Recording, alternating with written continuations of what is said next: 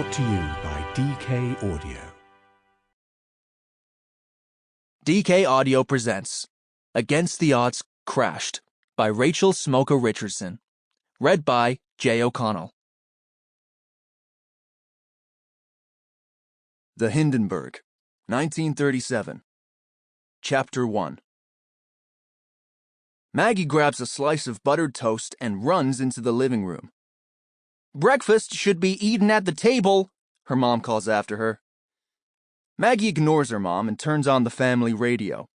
The Hindenburg airship should have landed at 6 o'clock in the morning at Naval Air Station Lakehurst, a short drive from Maggie's home in Trenton, New Jersey.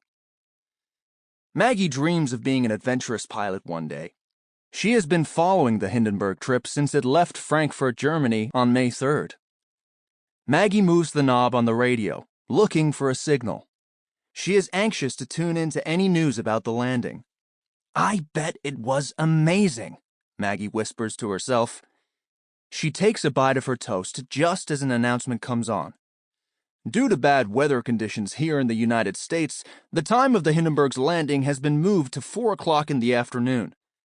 Maggie doesn't hear the rest of the broadcast. She runs into the kitchen, spitting out crumbs and yelling in excitement, "It hasn't landed yet! There's still time!" Her mom stands at the stove, scrambling eggs for Maggie and her dad, who reads the morning newspaper at the kitchen table. "Please, please, please, will you take me to see the Hindenburg land? The news says it will be here at 4, Maggie begs. "Don't you have school?" asks Maggie's dad, and he takes a sip of coffee. "If we left at noon, I would only miss my literature and history classes, and my math test is at 10, says Maggie. "Please?" Her mom scoops eggs onto 2 plates and hands them to Maggie and her dad. It can't hurt her to miss half a day. She pours a glass of orange juice for Maggie. "I wish I could go, but I have bridge club this afternoon." Maggie jumps up out of her chair. "Does this really mean we're going?" "Why not?" her dad says. "I'd like to see the airship in person myself." He stands up. "I'll pick you up at school at 12 o'clock sharp." Maggie bursts with excitement. She hugs her dad and then her mom. "I promise you that this will be worth it." "Clear off the table and finish getting ready for school," her mom says. Maggie gathers the dishes, dumps them in the sink, and dashes to her bedroom. As she packs her school bag, she looks at the news clippings on her dresser. She cuts out pictures and stories about her favorite pilots, especially Amelia Earhart. 2 years ago, Earhart made history by flying solo from Hawaii to California and Los Angeles to Mexico City. Now, she is preparing to take a flight around the world. "Mom and Dad said that I can take flying lessons when I turn 18, she tells a smiling photo of Earhart. "That's only 3 years from now." Maggie hopes she will be courageous like her aviation hero. Maggie brushes her curly hair, smooths down her cardigan and matching shirt, and shakes out her long pleated skirt. She slips her feet into her shoes and grabs her school bag. Maggie looks out her window and notices the gray sky, so she puts on her raincoat. At the last minute, she tucks her aviator hat in her bag, then kisses her mom and heads out on the walk to school. Throughout the morning, Maggie's stomach jumps with anticipation as she daydreams about what the Hindenburg will look like in real life. The papers say it's as big as a ship, and so enormous that it turns the sky black when it floats overhead. Maggie has not flown in an airplane yet, but she clearly remembers the first time she saw a plane take off from the same airfield as the Hindenburg's destination. She was mesmerized by the idea that a plane no bigger than her family's car could take off and fly. At that moment, Maggie had decided that somehow, somewhere, she would fly.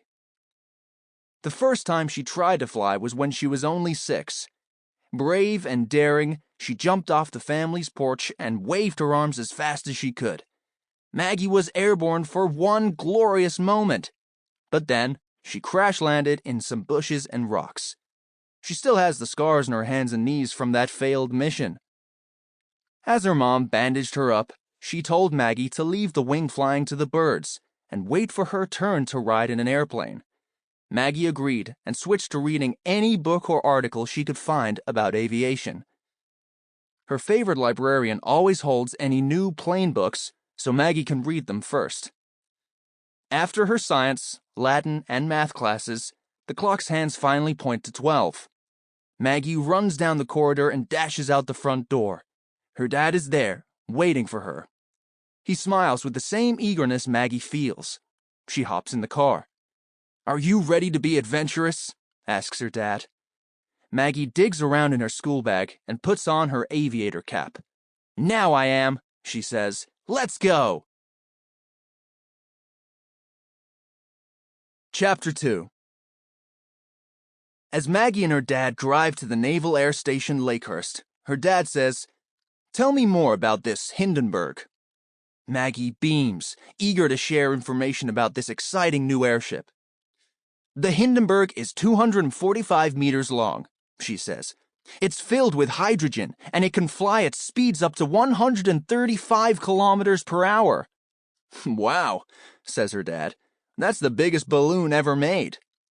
Maggie shakes her head, the straps of her aviation cap bouncing against her chin. "It's not a balloon. It's a Zeppelin. It's named after the man who invented it in Germany, Ferdinand von Zeppelin," she says. Her dad chuckles in amusement. "I see you've done your homework." "The Hindenburg can travel across the ocean twice as fast as a ship, and it's really glamorous inside," Maggie exclaims. "I can't wait to see it for myself," her dad says. "Do you want to fly a Zeppelin someday?" Maggie thinks about it. "Maybe," she says. "But first, I want to fly around the world like Amelia Earhart in my own plane. I've already saved $15 from babysitting the neighbor's baby." "First the plane, then the Zeppelin," says her dad.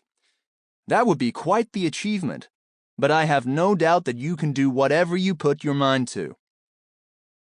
After what seems like an eternity, Maggie and her dad pull into Lakehurst and park the car. Other spectators are already parked in the majority of spaces. It's raining, so Maggie puts on her raincoat. Her dad grabs a large black umbrella out of the boot. They join the other spectators and walk in the direction of the large airfield, where men in uniform stand waiting for the Hindenburg to arrive. Time drags on, and there is still no sign of the Hindenburg. The chilliness starts to set in, and Maggie stamps her feet in an attempt to warm up her legs. "Would you like to go back and wait in the car?" her dad asks. "I'm sure we'll see it arriving in the distance." Maggie shakes her head in resistance. "I don't want to miss anything," she says. "I'll be fine." She adjusts her aviator cap to cover her ears, then stuffs her hands in her pockets. To pass the time, Maggie and her dad join in conversation with other spectators, each eager to glimpse the massive airship. One man shows them the new camera he just purchased. Maggie is in awe of the modern equipment.